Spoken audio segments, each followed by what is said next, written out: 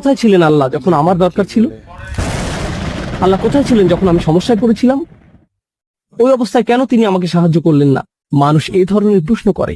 হ্যাঁ, আমার মন বলছে আমি সমস্যার মধ্যে দিয়ে যাচ্ছি, কিন্তু এই সমস্যার মধ্য দিয়ে আল্লাহ আমার জীবনে স্বস্তি নিয়ে আসছেন নিশ্চিতভাবেই। শুধু আমাকে সেটা খুঁজে পেতে হবে।